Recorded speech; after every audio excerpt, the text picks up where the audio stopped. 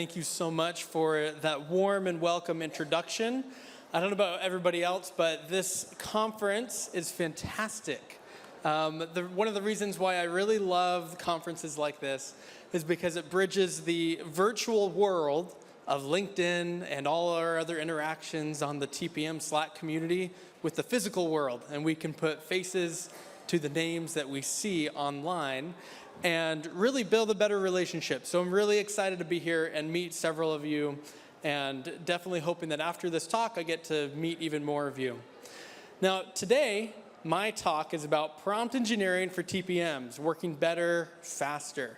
And this is an area that I've been really curious about because as things like ChatGPT have rolled out, I've wanted to find ways to do my work better and faster. But I'm only a human, and so I invited a guest for us to introduce the topic a little bit more effectively than I can. So, here we go. Right. Sorry about that. Didn't know it was already on. Hi, everyone. I'm your friendly AI voice, here to help you all try to keep up. But today, we're diving into prompt engineering for TPMs. Yep. Because apparently, making sure AI knows what you want is the new frontier of project management. Forget negotiating with teams or wrangling stakeholders. The real challenge now is keeping chatbots from going off the rails. But in all seriousness, prompt engineering is about taking your already impressive skills and turning them up to 11, helping you work smarter, not harder. And now, James is here to walk us through this topic. Be easy on him, though. He's only human. I could probably do much better. Back to you, James. All right, I don't know how much I appreciate the last part there. But with that being said, let's go ahead and jump in. So now that we have been introduced to the topic of prompt engineering, many of you have probably dabbled in it, if not gone further than I have potentially gone. But let's set the baseline of our conversation today. What is prompt engineering? Put very simply, it's kind of two things in my mind. It's one, it's a set of best practices, and two, it's a process of discovery, all with the end goal of creating prompts that reliably give us useful and valuable and desired results. So today, we're going to first talk about the best practices, and then we'll talk just a little bit about the process of discovery. Now, what I want you to understand, and this is something I'm very convinced of, is that prompt engineering will be as crucial to knowledge workers like us as Excel, Google Docs, etc. are today. So don't get left behind. My goal here today is really simple. It's to challenge you, if you have not already, to learn prompt engineering. Why? Well, the benefit is for you. It amplifies your already awesome TPM skills. So let's start with an example. A user of a generative AI chatbot puts in, tell me what risks I should think about for cloud infrastructure. Good example or bad example? Thumbs up, thumbs down. Yeah, I see a lot of downturned thumbs there. Exactly, it is a bad example. AI might respond by saying, you want all of them? That is quite the list. This is an anti-pattern of good prompt engineering because the AI agent really has to take a lot of guesses to give you a contextualized output that's actually valuable to you. So let's go ahead and switch gears and look at some healthy prompt patterns and see what we can learn. If you do a Google search of how do I do prompt engineering, you'll get a practically infinite list of acronyms to help you remember the perfect formula of prompting. There's a lot of them, and some of these are helpful. But it all boils down to this. An AI agent needs the same thing that a human needs when picking up new work. If you're delegating a task, it needs context.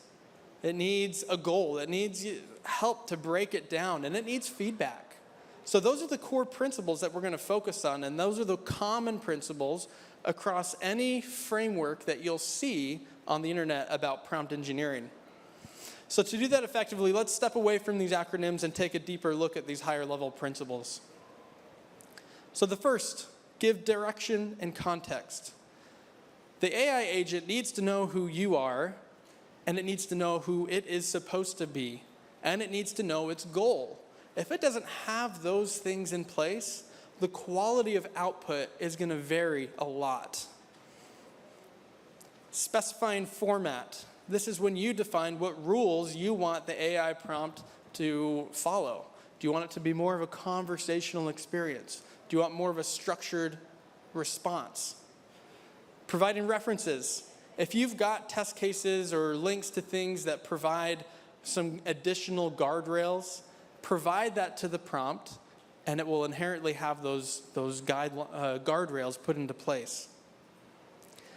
Number 4, breaking down complex requests. This one is extremely important. Sometimes you may be tempted to give it 1,000 tasks in a single prompt. I want you to do this, this, and this, and this, and this, and this, and this, and this. Or you may just wrap it up in a single vague request. Now, the challenge with that is that when prompts become that way, AI easily hallucinates or makes things up. So it tries to wrangle the full context of what you've given it, and it ends up making a lot of guesses. So breaking down the requests is an effective way to mitigate that. And lastly, evaluating quality. So this is where you're giving feedback, you're redirecting the conversation, and you're helping the AI know if its outputs and its style is what you're looking for.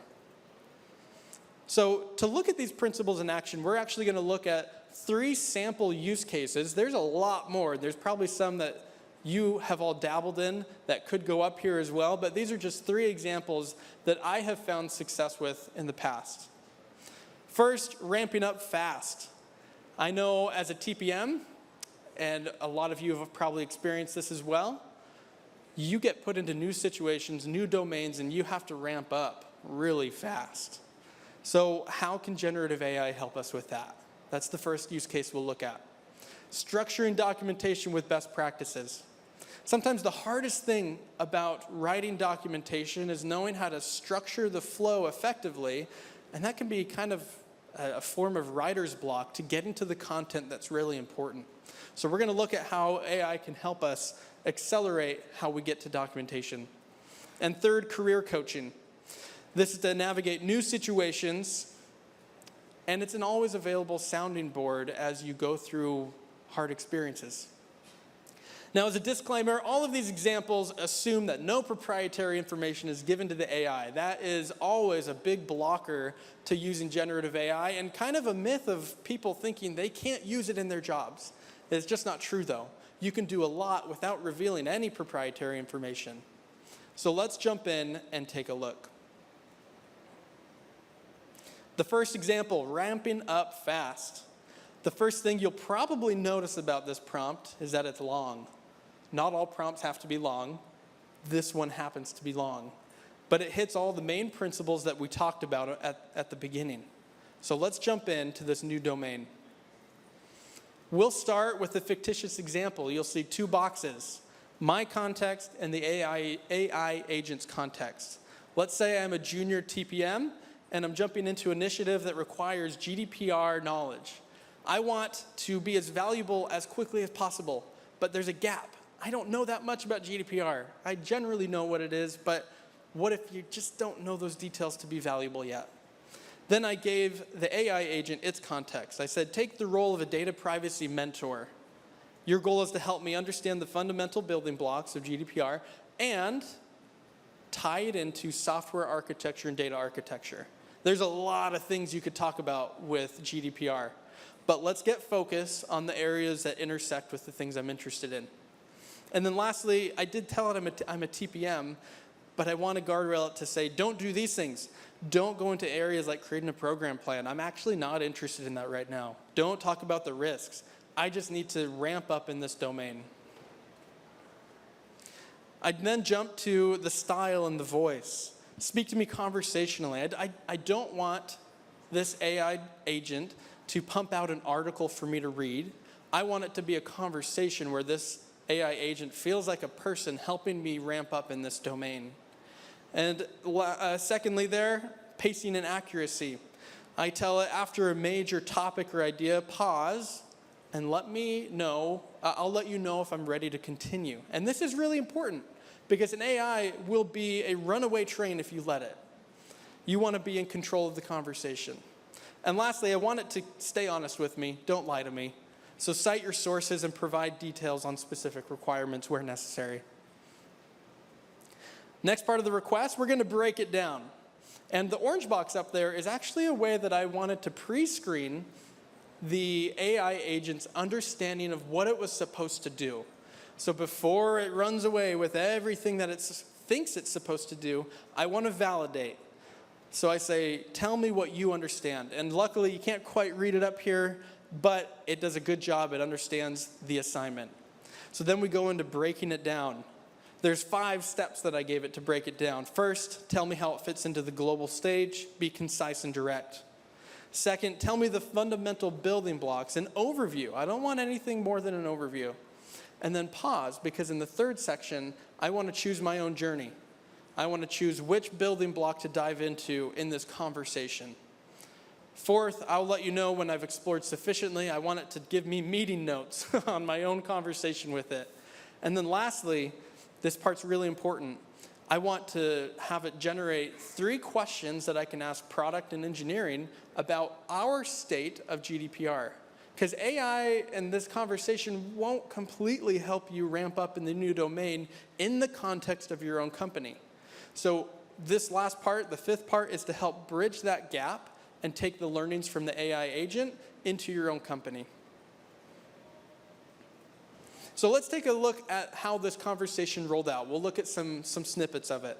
In the orange boxes, you'll see that it's doing a good job of letting me control the pace of the conversation. You'll see me up top, I say, yeah, let's move on. Down at bottom, it says, before we dive deeper, can we continue? So that already is a good sign.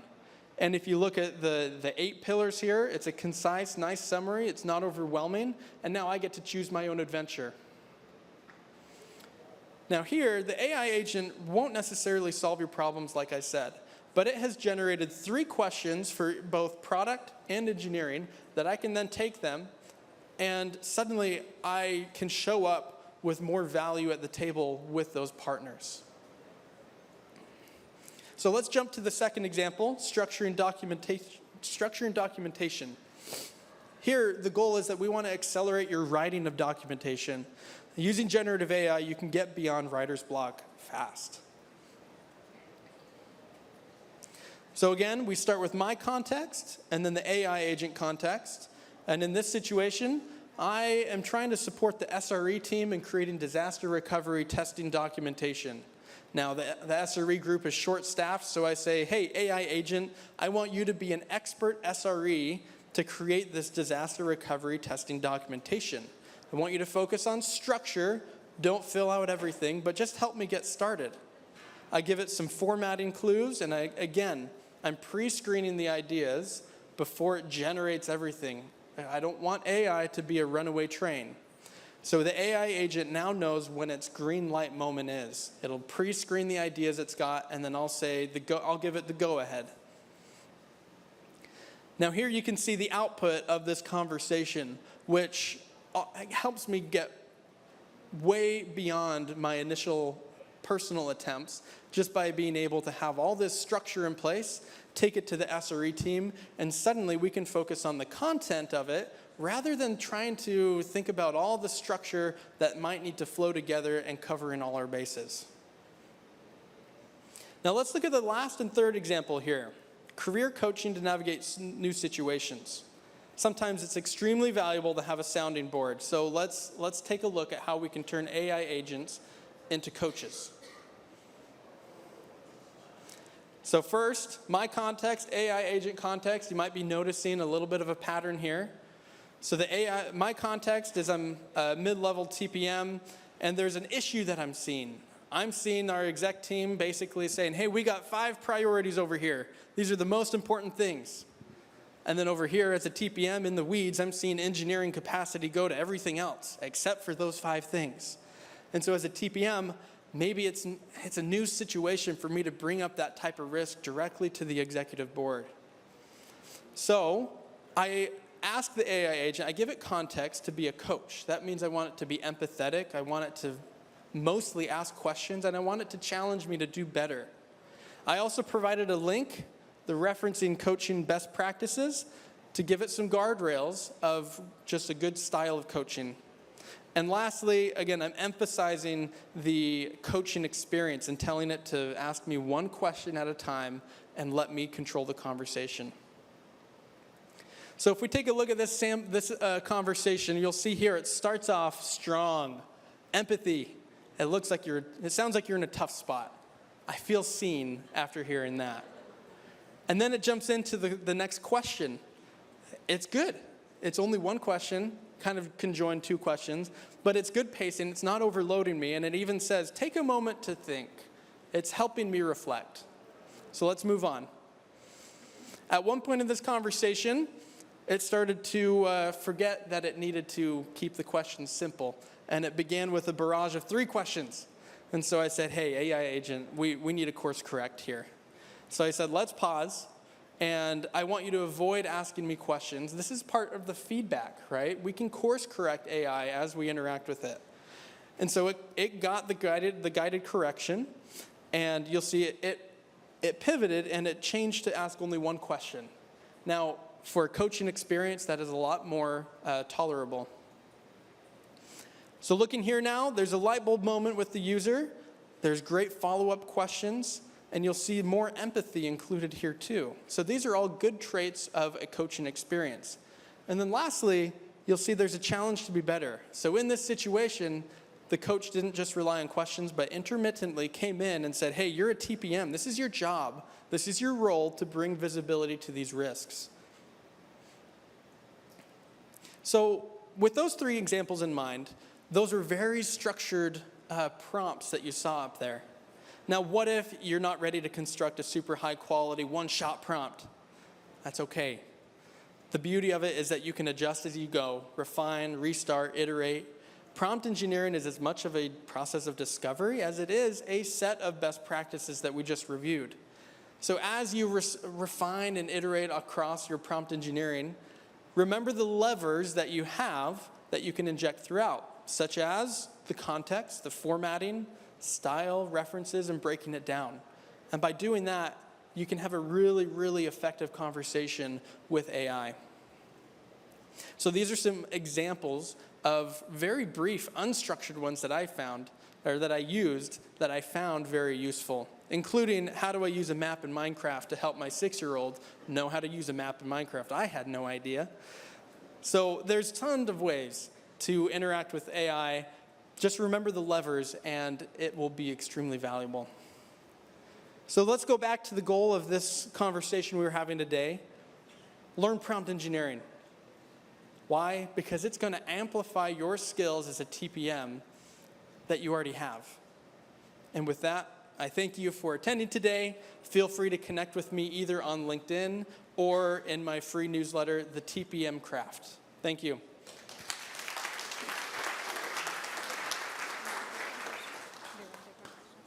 Do we have time? 4 minutes? We can go ahead and take one question. Okay, we can take one question, I guess. Yes.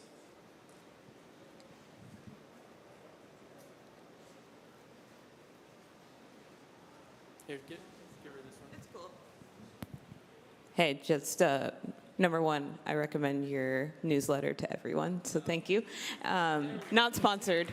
And then also, are all of your examples, are you using ChatGPT currently? And then also, learn prompt engineering. Do you have good recommendations for places to learn beyond asking an AI agent?